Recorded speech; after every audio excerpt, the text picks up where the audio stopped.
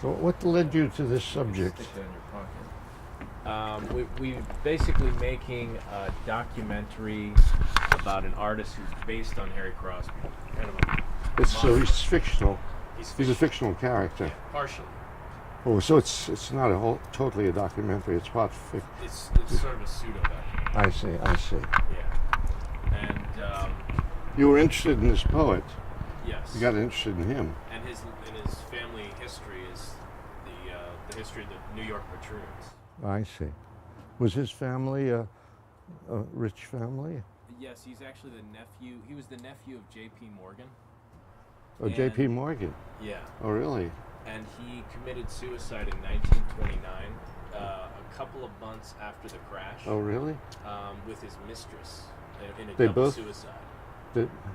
Did the crash have something to do with it? No, they were just. He was just a very morbid, How old eccentric was he? individual. He was 31, Wow. and this was in 1929. He went to Harvard. He's like, he grew up in Back Bay, Boston. Because there are a lot of Crosbys in the Boston area. Yes, he's from that family. Yeah. For sure. And he started a publishing imprint in Paris, and he published D.H. Lawrence. He started the Black Sun Press. Black Sun Press. Black Sun Press. Yeah, with Caress Crosby, his wife. And they published some really well-known writers. Yeah, yes. Joyce. Joyce? D.H. Lawrence. Oh, really? Yeah. When Ezra Pound. that was in the 20s. In the 20s, yeah. Yeah. She continued to publish. Caress Crosby, his wife, actually invented the brassiere.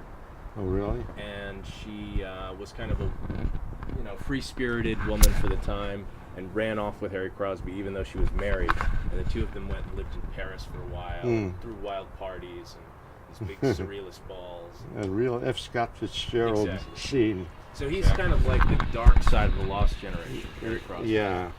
Like so he was very morbid kind of guy, and always death obsessed. So we were kind of fascinated by him. He's also very into sun worship and Oh, really? just an eccentric character. Interesting.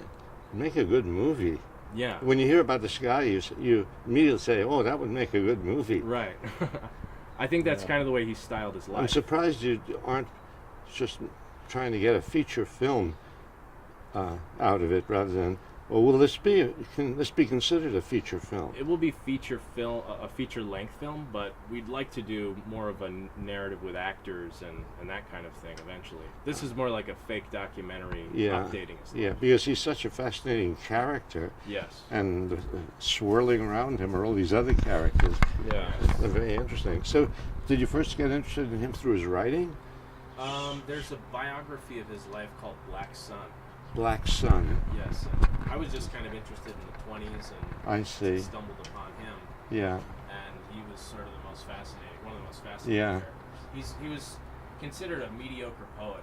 His writing is just very obsessed, but it's not But very good. he made more splash as a publisher, Right. publishing Black Sun, right? That's why he became a publisher, because no one else would publish him. So Yeah. Oh. Well, that's